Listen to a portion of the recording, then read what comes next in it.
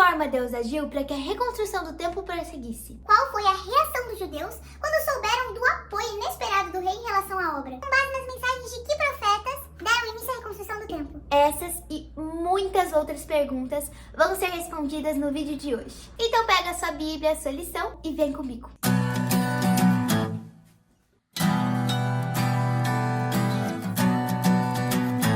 Oi aí pessoal, tudo bem com vocês? O meu nome é Sofia Balog, caso você ainda não me conheça.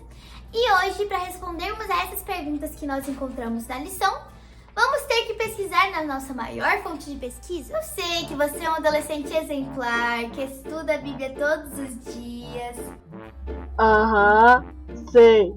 A nossa história se passa no livro de Esdras. Então, quando você tiver uma dúvida a respeito da lição, pode pesquisar nos capítulos principais daquela lição, que é a própria lição já traz. No nosso caso, nós vamos ler alguns versículos nos capítulos 5, 4, 6 e 7 do livro de Esdras. Você sabia que Esdras, juntamente com Neemias e Esther, esses três livros acontecem num contexto logo após o exílio babilônico, que é justamente o período depois dos livros de Daniel. E sabe por que esses três livros estão ali e não depois de Daniel? Como você já deve saber, a Bíblia é separada entre vários tipos de livros. Entre esses estão os livros proféticos e os livros históricos. O que acontece é que no Antigo Testamento, a partir do livro de Daniel, nós só temos livros proféticos e não históricos.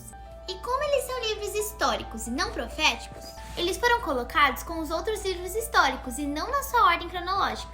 Esdras 5, versículo 1. A carta de Tatenai a Dario. Ora, o profeta Ageu e o profeta Zacarias, descendente de Ido, profetizaram aos judeus de Judá e Jerusalém em nome do Deus de Israel que estava sobre eles. Então, Zorobabel, filho de Sealtiel, e Jesuá, filho de Josadaque, começaram a reconstruir o templo de Deus em Jerusalém. Entre todos esses nomes e genealogias, filho de fulano, pai de ciclano, nós podemos entender que o templo de Deus estava começando a ser reconstruído na cidade de Jerusalém.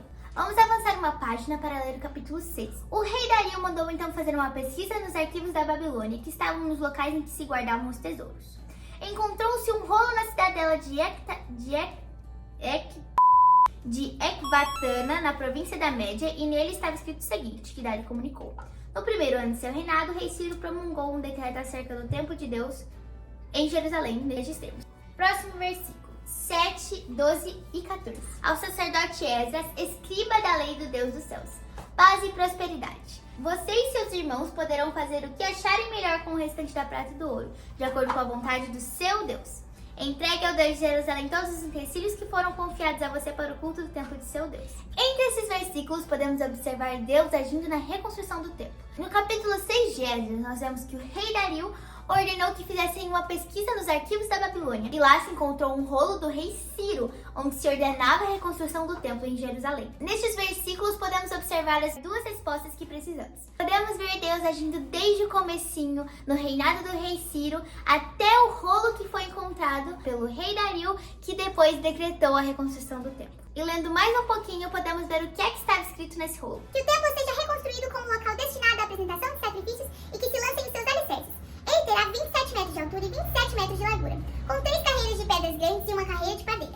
O custo será pago pela tesouraria do rei. E os utensílios de ouro e de prata da casa de Deus, que Nabucodonosor tirou do templo de Jerusalém e trouxe para a Babilônia, serão devolvidos a seus lugares no templo de Jerusalém e devem ser colocados na casa de Deus. Basicamente, o que estava escrito no documento era um decreto do rei Ciro, que ordenava a reconstrução do templo, contendo informações sobre o templo, sobre os líderes israelitas e dando ênfase de que tudo seria pago pela tesouraria do rei. O povo de Israel, os sacerdotes, os levitas e o restante dos exilados celebram com alegria a dedicação do templo de Deus. Para a dedicação do templo de Deus, oferecem 100 touros, 200 carneiros, 400 cordeiros e, como oferta pelo pecado de todo Israel, 12 bodes, de acordo com o número das tribos de Israel. Nesse versículo, nós também vimos que os profetas que deram mensagens sobre a reconstrução do templo foram Ageu e Zacarias. E a última, mas não menos importante, que lição moderna essa história nos ensina sobre conhecer as profecias relacionadas à nossa igreja? Bom, de uma maneira geral, podemos entender que ao conhecer as profecias relacionadas à nossa igreja, podemos nos preparar para os tempos que virão, para continuar andando no caminho certo e nos prepararmos para a volta de Cristo. Contudo, estudem muita lição de vocês e se preparem, pois nos próximos dias nós estaremos avançando um pouco nessa história e descobrindo outros tópicos que ainda não estudamos. Obrigada por ficar até aqui. Que vocês tenham um dia abençoado na presença de Jesus. Um beijão. Tchau, tchau.